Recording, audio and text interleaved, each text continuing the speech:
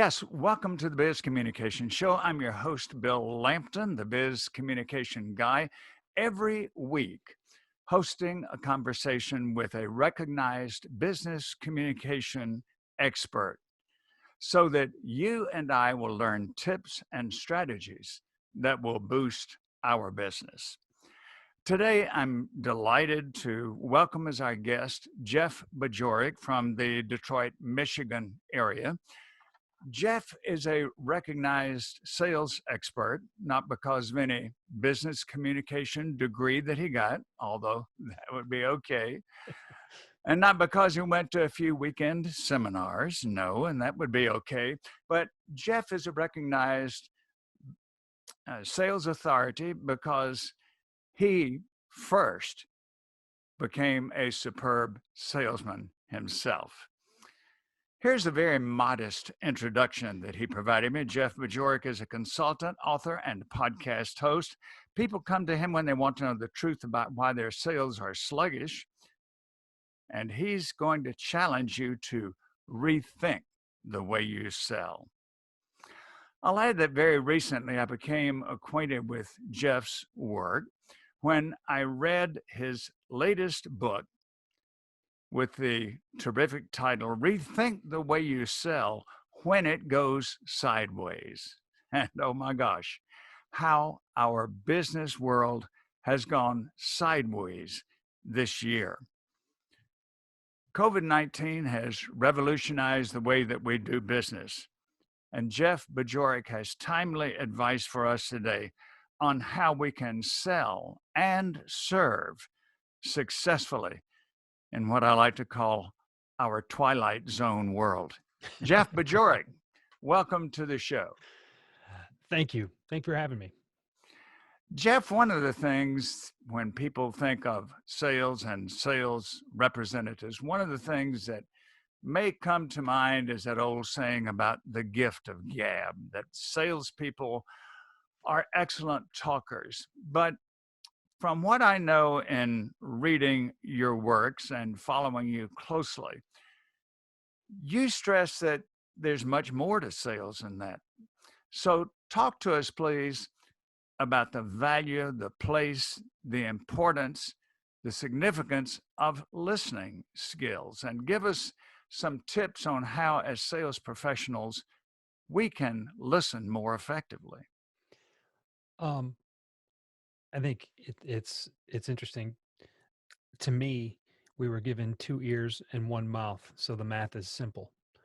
Um, you know, it's important to realize that when you're selling, you're solving someone's problem. And until you have an accurate understanding or complete or at least a thorough understanding of what the problem is, it really doesn't matter what you say. So when you take these, and look, don't get me wrong, messaging is important. I spent a little time earlier today on another podcast talking about the importance of messaging above so many other things that are, traditionally thought of as being really important. But until you understand thoroughly the problem you're trying to solve, what on earth are you doing trying to describe a solution? That is, the odds are just stacked against you at that point. So it's important to seek to understand the problem, seek to understand the person. And I work with clients a lot, and one of the things that I'll reference when I'm working with these clients is Stephen Covey and the 7 Habits of Highly Effective People. Habit number 5 is seek first to understand, then to be understood. And And you most know people, what, Jeff, the first time I read that, seek first to understand and then to be understood, I thought, hey, wait a minute. I want people to understand me. yeah. What's this all about? So it takes a twist in our thinking, but it's a very important twist, isn't it? Well, one of the things Covey said, and as a side note, I love listening to that book more than I like reading it. The the there's well, there are a lot of words in that book. Let's just say that. And my attention span, I tend to favor an audiobook over a regular book, but there's something so special about the way Covey read that book. It doesn't seem as though he's reading his work in a studio. It sounds like he grabbed a microphone, set the book down on the desk, put his feet up, and just talked to you for 13 hours or whatever the length of that book is. But Which is one the of the way all good oh, presentations should be. 100%.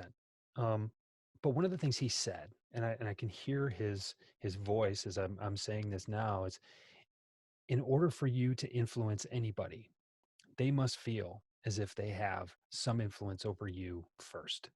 You've got to validate them as a human being. You've got to validate their problems as being real. You've got to get them engaged in the conversation and create context around that conversation before you try to deliver a solution or come up with an idea. Or what is it you're communicating? If value is in the eye of the beholder, you better make sure they are looking at the same thing that you are before you try to tell them how great your solution is.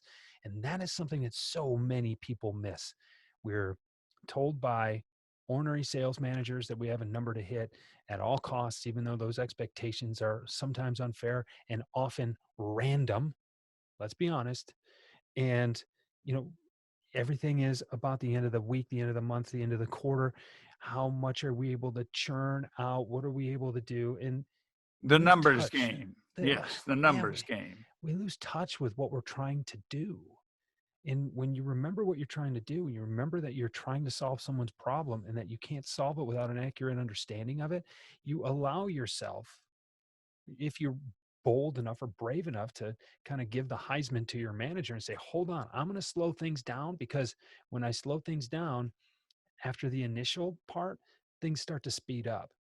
When I actually listen to I my love that. clients. I love that. I'll use it sometimes, and I'll give you credit. Hey, I don't remember who I got it from, but I certainly didn't didn't invent it myself. So you go ahead, attach my name to it. That's fine. But I did that. In my career, I switched jobs and had a new opportunity. And I think everybody deserves a fresh start at some point in their career. And I had some things that I thought were worth doing, but was just too much, or in too much of a rut, rather, with my old job to really put those things into play. And when I came in to my new job, I said, I'm going to do things this way, come hell or high water. If they don't like it, look, they hired me. If they don't like it, I think this is the way it needs to be done. And I'm going to do it this way, and I'm going to succeed. And I had a little bit of friction early on, but as the company started seeing results, they stopped asking questions. Or at least I should, no, let me rephrase that. They stopped questioning me. They started asking questions. Bajorek, what are you doing? I don't know. Is there something wrong? I'm just tripling my business in the first 18 months. So Yeah. What are specifically, you doing? what was the major shift that you made, Jeff, to triple your business in the first 18 months? I started focusing on a process rather than worrying about results. Knowing that my process was going to lead to results, I had to spend time thinking about those steps in the sales process and making sure I was doing the right things. Bill, you've had those moments undoubtedly in a sales career, and you've talked to people in a sales career where sometimes they'll work their tails off for 3 weeks in a row and not make a sale. And then sometimes they'll leave for vacation. This has happened to me anyway. I've left for vacation, gotten to my hotel, checked my email that one last time, and seen an order come through, the commission of which paid for my vacation, right? I didn't do anything on the airplane, didn't do anything in the car to yield that, but the work that I did along the way created a situation where someone was willing to buy. And like, those are the things that stick with me, right? But when you do enough of the right things for long enough, the results start to happen. And if you don't see the results, you're not doing the right things. That's why people call me to take a look at things. But the idea is that if you are opening opportunities, if you're asking great questions and learning about your clients, your prospects, your customers, and you're going out and finding more people who have those problems with now a better expertise of how to solve them, that's where you have to put yourself out there. Sometimes I can't control when a buyer will buy, but I can control my steps of the sales process. So if I'm acting within my process enough, often enough, regularly enough, for long enough, the results are going to come. The timing on the quota, that's somebody else's problem. That's not mine. And so I wanted to focus on serving my clients. I wanted to focus on finding more people to serve. And if you do enough of that, the months, the quarters, the years, they go away. It doesn't even matter. I have a mentor. He said, Jeff, I'm just trying to sell as much as I can, as fast as I can. If that's not good enough for the company I'm with, I'll find another one because I'm really good at this. And that's a complete mindset shift over what most people are working with right now, to where, oh man, my manager's calling me again. What am I going to say to her or to him to get them off my back, right?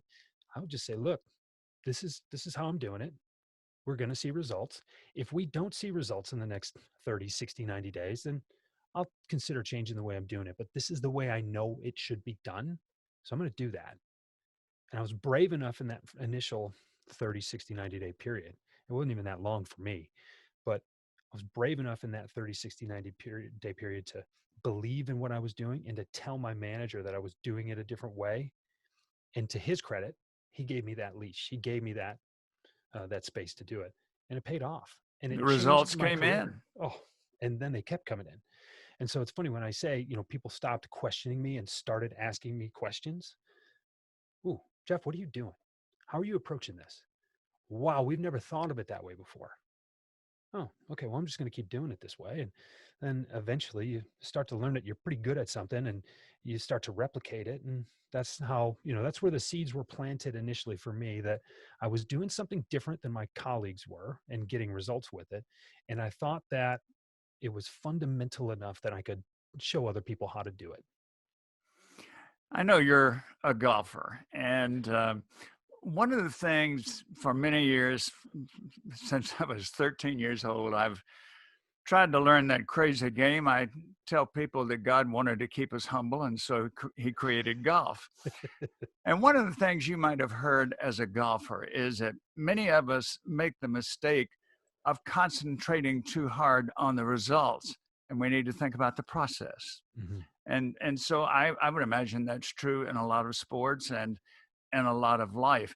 One of the things I like so much about your book, Rethink the Way You Sell When It Goes Sideways, one of the things that you approached in that marvelous 50 pages or so, packed with sales wisdom, one of the things you said was, yes, these are turbulent times. Yes, we can't do things exactly like we did them before. We can't, maybe for a while, even meet with people in person. So, how are we going to sell? I like so much that you kept the answer and the formula quite simple, and that is go back to the basics. Go back to the basics. And you said, as a matter of fact, the first thing you need to do is to look at everything that you're currently doing, cut out, eliminate that which does not help you get towards the sales process, and get back to what worked for you before, and it will still work now. That's not oversimplification. It's reminding us that there's certain principles, some of which you've just illustrated for us. There's certain principles that even in very difficult times, and you even encouraged us by saying in the 2008, 2009 economic downturn, there were still people who were successful in sales. Um, those initial 18 months that I referred to just a few minutes ago, I started that job right at the end of May 2008. So one of the worst downturns that we've ever seen. I mean, until the one we're in right now. Um, and granted, some of that was the fact that I took over and I was brand new, so I was fresh faced. I wasn't brand new to selling, but I was brand new to the position. So I got to turn over a few rocks that hadn't been turned over in the past, and there were some things about that. But um, I was doing things different, and I was focusing on the right things. It's interesting, Bill. There are two ways that you can sell more. There's only two. I thought about this for a long time. There are only Tell two. us what those two are. We need to know. Spend more time selling. Make sure you're advancing the sales process while you're selling. That's it. Everything is derivative of that. And so when you're looking for a new tool, when you're looking for more tech, when you're looking for more help, I need to scale, I need this, what do you need to do? I need to sell more. Well, why aren't you selling more? Well, chances are it's because you're doing a lot of things that don't involve selling. And look, and that means that you have to target correctly. You have to understand your target market. You got to understand your messaging, again, how you solve the problems that you solve. But like once you have that stuff down, you got to do the work. And for the last 5, 6 years, there's been this narrative, particularly online, that, wow, this way is dead, right? Cold calling is dead. Long live cold calling. Social media is the way to look. I don't care how you do it, but you got to find a way to meet your prospects and your customers where they're at. You got to understand your problem or their problems, and you got to understand your solutions, and you got to have a compelling discussion about how you can help. That's all there is. The more of that you can do, oddly enough, the more sales you will make. Getting back to basics is not sexy. It's not even that much fun. Like it's difficult for me to even come up with a marketing campaign or not even a marketing campaign, but it's really hard to promote myself as the back to basics guy, right? First and foremost, I'm not the only one. But secondly, how boring does that make me sound, right? I mean, come on. But when you get right down to it, there's not a whole lot that you can do to really impact your sales number other than showing up every day, doing work that matters. And I say you focus on process, you get results. You focus on results, you get frustrated. That, it all comes back to, are we doing the things that we know are going to move the needle and the number? And are we doing them enough? If we're doing them enough, we got to trust that those results are going to come. And they do. I, I can't make it any more clear than that. Like it is really that is a consulting engagement with me in a nutshell. Is hey, we need more, Jeff. We need more help. We need more revenue. Okay, great.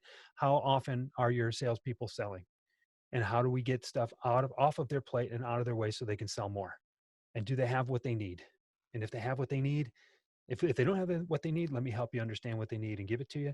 And if there's other stuff that's getting in their way, maybe it's a personnel issue, maybe it's a schedule issue, whatever it is, but we need to get your salespeople selling. And if they are out there selling, it's funny what happens to the revenue number. I like the fact that even though we've had considerable attention here to the process and to making sure that we're sticking with those basics. In your book, which I highly recommend, and I want you in a minute to tell us how to order it, I was very privileged to post a video review of that book. I just think it is outstanding. And in the book, while you talk about getting back to the basics and let's sell, you do say to us, even in these disruptive times, have a balance in your Hmm. life. Now, somebody might say, Jeff, well, wait a minute now, Jeff, if I do what you say, if I spend time with the family, if I spend time with the kids, if I have some hobbies, if I go to movies, if I go out for a round of golf or play some tennis, gosh, I'm taking time away from my work. But your judgment, from what I can tell, is this refreshes you for your work. Hmm. This makes you more of a whole person, which in fact is what the most impressive salespeople are. They're not robots. They're not automatons. I can reference Covey again and say that sharpening the saw is one of the most underrated opportunities and undervalued opportunities, rather. I mean, you got to take care of you. A tool is only as good as the maintenance that you give it. And if you don't take care of yourself as the sales tool, then you're going to have a hard time selling. Okay. That's one way to take it. The way I took it in the book and the way I think is maybe more significant because it'll get people to remember to sharpen that proverbial saw. What are you working for? Look, my dad likes to remind me of this, but apparently when I was a little kid, I still just so flippantly said out loud, well, money's only good for spending. And it's funny, as a little, whatever, 6-year old boy running around, I don't know what that was. But I think about it then and through the eyes of, my youngest is 9, right? So, I'm trying to think about it through his point of view. Well, now I think about it as I get older. Someone said there are no pockets in coffins to me last week, but like I'm working for a reason, what I'm getting at, right? If you want to work all the time and make a ton of money, but then be working so hard and so often that you can't even spend it, then what is it you're really working for? And I'd argue that at that point, it's not about money, right? So, but when you can be in touch with your why, when you can understand that, look, there's a reason I'm doing this, there's a reason I seek to solve so many problems for so many people. I'm rewarded with money, but I like solving problems and I love being of service to other people.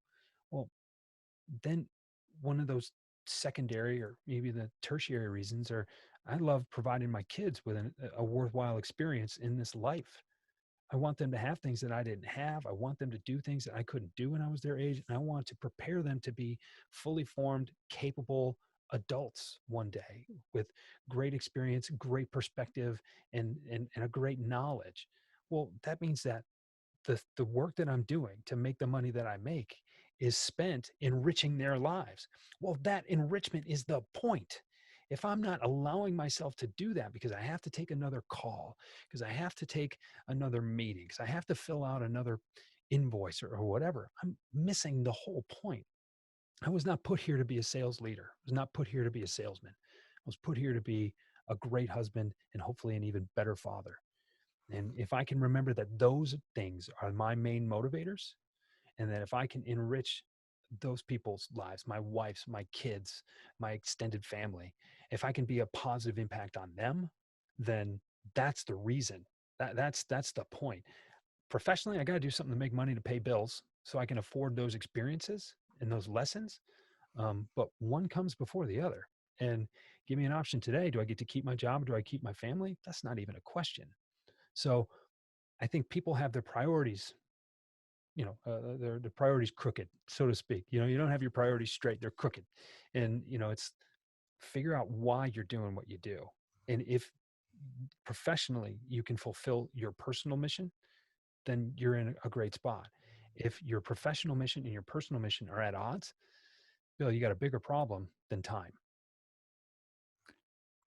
Not only have you talked to us about process and techniques and strategies, but you've given us a great perspective, which I appreciate so much. And one more item from your book before I get your contact information.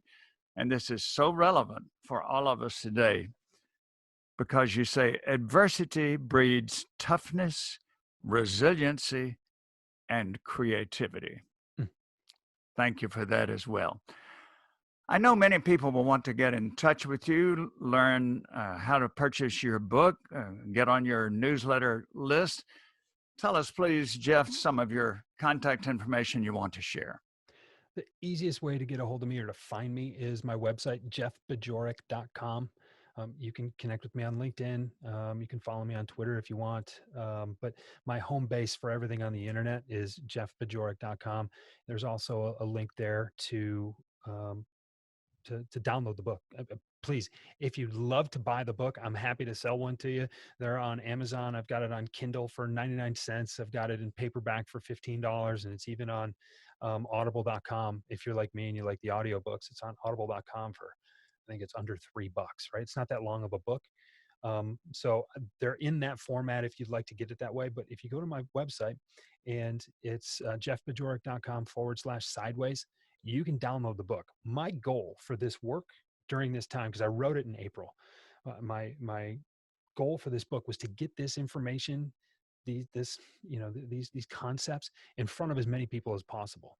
So by all means, download it and share it with all your friends. And if you sign up with your email, you'll end up on my regular weekly email. I send an email out every Sunday morning. You'll also get a whole series of bonus materials that go along with the with the book, and just different ways to think about these concepts. So yeah, I'm humbled. If you think my work can help, then I want to put it out there in a place where you can find it. And it's a small enough book. I'm still not trying to make money selling books yet. So if people want the paperback, it's available, but the information is free. Thank you for that, Jeff. And since you've given your contact information, I'll give mine. Bill Lampton, the Biz Communication Guy. So logically, my website is B-I-Z, bizcommunicationguy.com. I invite you to go there, check my services for corporations and leaders.